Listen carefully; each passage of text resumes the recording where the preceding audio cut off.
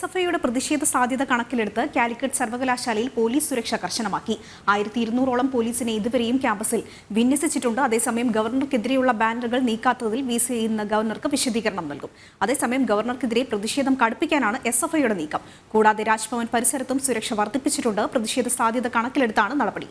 കൂടാതെ തിരുവനന്തപുരം സംസ്കൃത കോളേജിലും ഗവർണർക്കെതിരെ SFI ബാനർ ഉയർത്തി. വിവരങ്ങളുമായി കാലിക്കറ്റ് സർവകലാശാലയിൽ നിന്നും സോണൽ കൃഷ്ണൻ, രാജ്ഭവന് മുന്നിൽ നിന്നും രശ്മി കാർത്തിക എന്നിവർ ചേരുന്നു.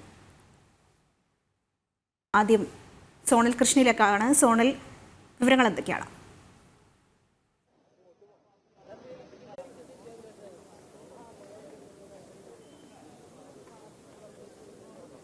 അതിര വലിയ പോലീസ് സന്നാഹം തന്നെ ഈ കാലിക്കറ്റ് യൂണിവേഴ്സിറ്റി ക്യാമ്പസിലുണ്ട്. നമുക്ക് ദൃശ്യങ്ങളിൽ നിന്ന് കാണാം.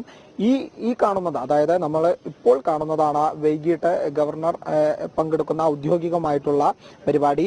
ഇവിടെ ഒരു സെമിനാറിലാണ് അദ്ദേഹം പങ്കെടുക്കുന്നത്. ശ്രീനാരായണ ഗുരു നവോത്ഥാനത്തിന്റെ പ്രവാചകൻ എന്ന വിഷയത്തിന്മേലാണ് ഈ ഒരു സെമിനാർ നടക്കുന്നത്. കാലിക്കറ്റ് യൂണിവേഴ്സിറ്റി സനാതനധർമ്മ പീഠവും അതുപോലെ തന്നെ ഭാരതീയ വിചാര കേന്ദ്രവും ചേർന്ന് നടത്തുന്ന പരിപാടിയാണ്.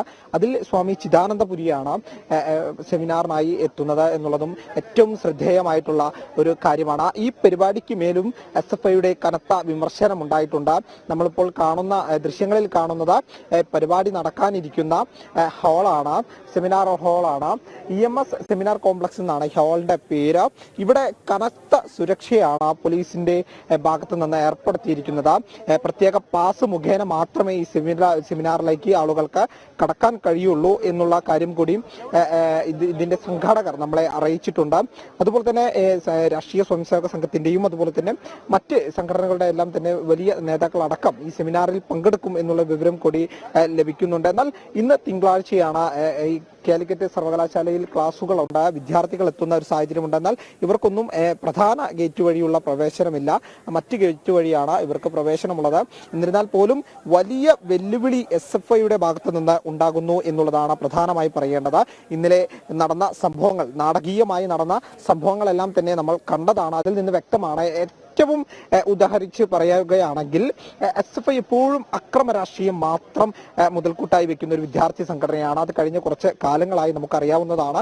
അത് തന്നെയാണ് വീണ്ടും ഇവിടെ കോഴിക്കോട് സർവകലാശാല ക്യാമ്പസിലും ആവർത്തിക്കപ്പെടുന്നത് എന്നുള്ളതാണ് പ്രധാനമായി പറയേണ്ടത്. കാരണം ഇന്നലെ നമ്മൾ കണ്ടതാണ്, ഗവർണറെ വ്യക്തിപരമായിട്ട് ആക്ഷേപിക്കുന്ന രീതിയിലുള്ള മുദ്രാവാക്യങ്ങൾ ഉണ്ടായിരുന്നു. അവർ പാട്ടുപാടിയും എല്ലാ തരത്തിലും അദ്ദേഹത്തെ ഏതൊക്കെ തരത്തിൽ അവഹേളിക്കാം, ആക്ഷേപിക്കാം എന്നുള്ളത് തെളിയിച്ചുകൊണ്ടിരിക്കുന്ന ഒരു കാഴ്ച. ഇതിന് പിറകിൽ മുഖ്യമന്ത്രിയാണ് എന്നുള്ളതാണ് ഗവർണർ അടക്കം ആവർത്തിച്ച് പറയുന്നത്.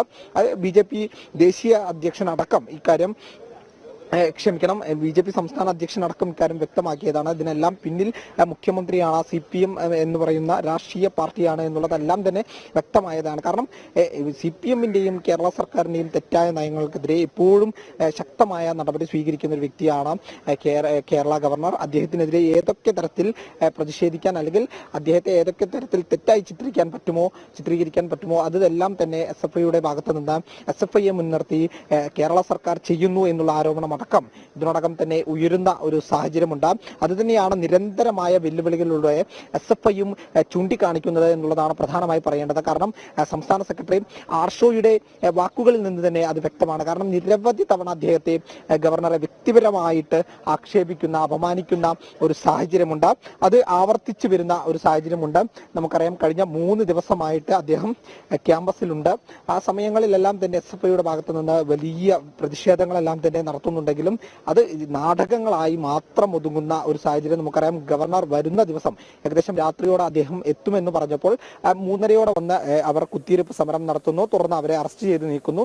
പിന്നീട് ഗവർണർ വരുന്ന സമയത്ത് പ്രതിഷേധം എന്നോണം ഈ കാലിക്കറ്റ് സർവകലാശാലയുടെ പ്രധാന ഗേറ്റിലേക്ക് അവർ മാർച്ചായി വരുന്നു. എന്നാൽ അത് ഏകദേശം ഗേറ്റിന് 200 മീറ്റർ മുന്നിൽ വെച്ച് തന്നെ പോലീസ് തടയുന്നു. അത് യാതൊരു തരത്തിലും ഇവരുടെ സമരങ്ങളും പ്രതിഷേധങ്ങളും ഫലം കാണാതെ വരുമ്പോൾ ഉണ്ടാകുന്ന ഒരു വെറിയാണ് ഇത്തരത്തിലുള്ള രൂക്ഷ പരാമർശങ്ങളോടെ തീർക്കുന്നത് എന്നുള്ളത് നമുക്ക് നോക്കിക്കാണേണ്ടി വരും. പ്രധാനമായി പറയേണ്ടത്, ഗവർണർ നിൽക്കുന്ന ഗസ്റ്റ് ഹൗസിലേക്ക്, മെയിൻ എൻട്രൻസിൽ നിന്ന് ഗസ്റ്റ് ഹൗസിലേക്ക് വരുന്ന വഴിയിൽ 3 പ്രധാനപ്പെട്ട ബാനറുകളാണ് SFI സ്ഥാപിച്ചത്.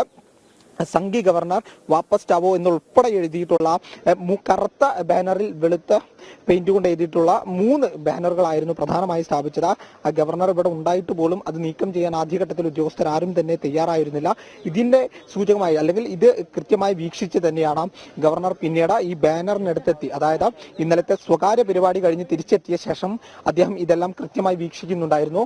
തുറന്ന് ഇത്തരം ബാനറുകൾ വെച്ച് സ്ഥലത്തെത്തി ഇത് എന്തുകൊണ്ട് ഈ ബാനർ വെക്കാൻ അനുവദിച്ചു, എന്തുകൊണ്ട് അനുമതി നൽകി എന്നുള്ള കാര്യത്തിൽ ഉൾപ്പെടെ ചോദ്യം ചെയ്യുന്ന ഒരു കാര്യമുണ്ടായി. നമുക്ക് കാണാം, ദൃശ്യങ്ങളിൽ കാണുന്ന ഇത്തരം അതായത് അദ്ദേഹത്തെ വ്യക്തിപരമായി ആക്ഷേപിക്കുന്ന പോസ്റ്ററുകൾ, അതായത് SFI CU ക്യാമ്പസ്, അതായത് കാലിക്കറ്റ് യൂണിവേഴ്സിറ്റി ക്യാമ്പസിലെ SFIയുടെ നേതൃത്വത്തിലാണ് ഇത്തരം പോസ്റ്ററുകളെല്ലാം തന്നെ എഴുതിയൊട്ടിക്കുന്ന ഒരു സാഹചര്യം ഉണ്ടായത്. നമുക്ക് വ്യക്തമായി തന്നെ കാണാം, ചില പോസ്റ്ററുകൾ ഇപ്പോഴും ഒഴിവാക്കിയിട്ടില്ല. സർവകലാശാല ആരുടെയും തറവാട്ട് സ്വത്തല്ല എന്നുൾപ്പെടെ എഴുതിയിട്ടുള്ള പോസ്റ്ററുകൾ ഇപ്പോഴും ഇവിടെയുണ്ട്. പൂർണ്ണമായി ഒഴിവാക്കാൻ തയ്യാറായിട്ടില്ല എന്നുള്ളതാണ് പ്രധാനമായി പറയുന്നത്. എന്നാൽ പോലും ഇന്നലെ SP-യോടക്കം അദ്ദേഹം രൂക്ഷമായ ഭാഷയിൽ ഗവർണർ പ്രതികരിക്കുന്നത് നമ്മൾ കണ്ടതാണ്.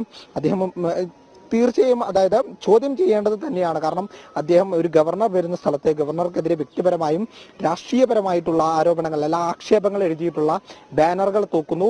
അതെടുത്തു മാറ്റാൻ ആദ്യഘട്ടത്തിൽ ഒന്നും ഉദ്യോഗസ്ഥർ തയ്യാറാക്കാത്ത ഒരു സ്ഥിതി വരുന്നു. ഇതിനെ ചോദ്യം ചെയ്തുകൊണ്ട് ഗവർണർ തന്നെ നേരിട്ട് രംഗത്തെത്തുന്ന ഒരു സ്ഥിതി വരുന്നു. ഇതെല്ലാം മുഖ്യമന്ത്രിയുടെ അറിവോടെയാണ് നടക്കുന്നത് എന്നുള്ളതാണ് ഇത്തരത്തിൽ ഗവർണർ അടക്കം ആവർത്തിച്ചു പറയുന്നത്. ഇതിന് പിന്നിൽ CPM എന്ന പാർട്ടിയാണ്.